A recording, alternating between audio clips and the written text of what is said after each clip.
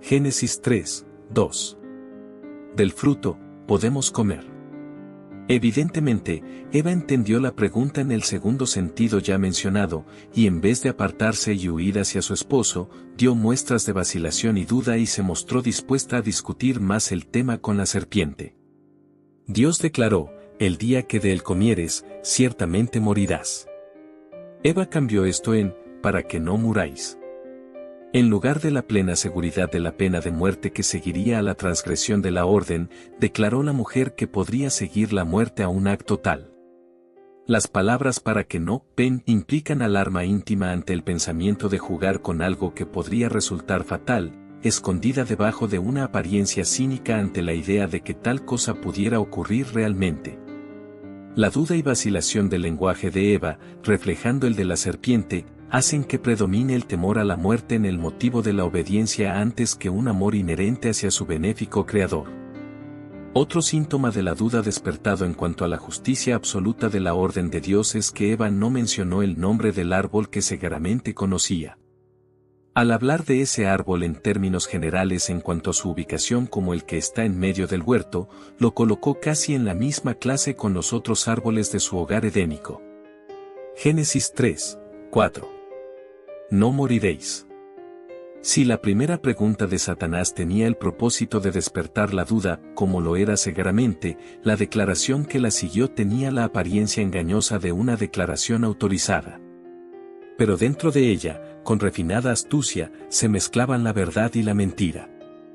Ese aserto contradecía la orden explícita de Dios con el énfasis máximo que se puede emplear en hebreo, y que se puede traducir, positivamente: no moriréis.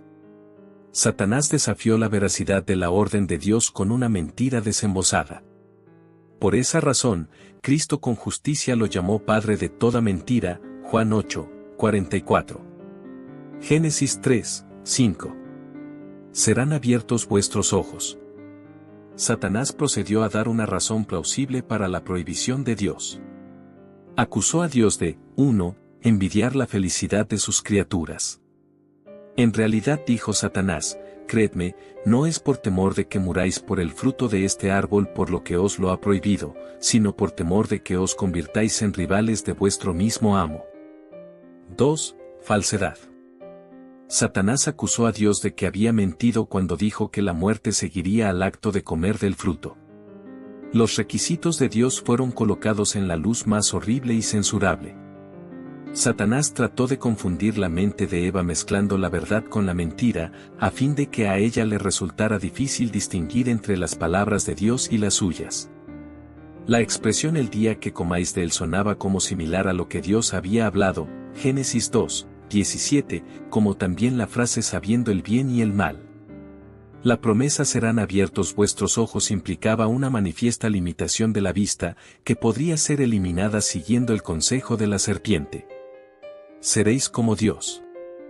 Es correcta esta traducción en vez de dioses, como aparecía en la versión Reina Valera antes de la revisión de 1960, pues la palabra Elohim que está en este pasaje también se halla en los Génesis 3, 1, 3, 3 y 3, 5 donde se la ha traducido como Dios.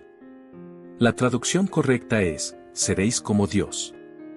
Esto revela ostensiblemente la naturaleza blasfema de las palabras de Satanás, ver Isaías 14, 12 a 14, y la plena gravedad de su engaño. Génesis 3, 6. Y vio la mujer. Después de que se habían despertado en la mujer la duda y la incredulidad en cuanto a la orden de Dios, el árbol le pareció muy diferente. Se menciona 3 veces cuán encantador era, incitaba su paladar, sus ojos y su anhelo de aumentar su sabiduría. Mirar el árbol en esa forma, con el deseo de gustar de su fruto, era una concesión a los alicientes de Satanás. En su mente ya era culpable de transgredir la orden divina, no codiciarás, Éxodo 20, 17. El tomar el fruto y comerlo no fue sino el resultado natural de entrar así en la senda de la transgresión. Tomó de su fruto. Habiendo codiciado aquello a lo cual no tenía derecho, la mujer siguió transgrediendo un mandamiento de Dios tras otro. Luego robó la propiedad de Dios violando el 8º mandamiento, Éxodo 20, 15.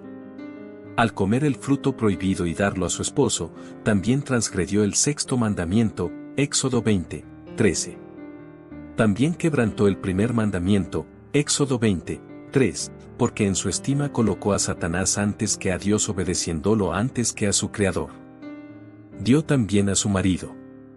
Observando que no murió inmediatamente, lo que parecía confirmar el definido aserto del seductor, no moriréis, Eva experimentó una sensación engañosa de júbilo. Quiso que su esposo compartiera ese sentimiento con ella. Esta es la primera vez que el registro sagrado llama a Adán su marido. Pero en vez de ser ayuda idónea para él, ella se convirtió en el instrumento de su destrucción. La declaración dio también a su marido no implica que él había estado con ella todo el tiempo, como mudo espectador de la escena de la tentación. Más bien ella le dio del fruto cuando se reunió con él para que pudiera comer como ella y compartir así los supuestos beneficios. El cual comió. Antes de comer, debe haberse entablado una conversación entre Adán y su mujer. ¿La seguiría en su senda de pecado y desobediencia, o renunciaría a ella, confiando que Dios, de alguna manera, restauraría su felicidad destruida? El que ella no hubiera muerto por comer el fruto y que ningún daño evidente le hubiera sobrevenido, no engañó a Adán.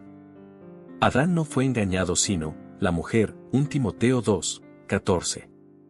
Pero el poder de persuasión de su esposa, unido con su propio amor a ella, lo indujeron a compartir las consecuencias de su caída cualesquiera que fueran. Decisión fatal.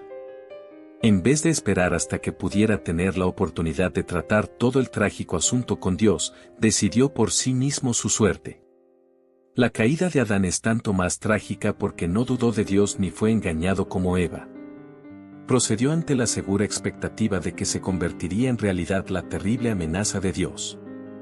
Deplorable como fue la transgresión de Eva y cargada como estuvo de calamidades futuras para la familia humana, su decisión no abarcó necesariamente a la humanidad en el castigo de su transgresión.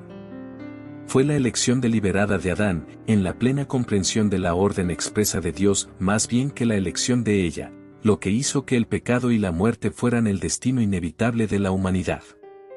Eva fue engañada, Adán no lo fue, ver Romanos 5, 12, 5, 14, 1 Corintios 15, 21, 1 Timoteo 2, 14, 2 Corintios 11, 3. Si Adán hubiera permanecido leal a Dios a pesar de la deslealtad de Eva, la sabiduría divina todavía hubiera resuelto el dilema para él y hubiera evitado el desastre para la familia humana. Patriarca y Profeta 39,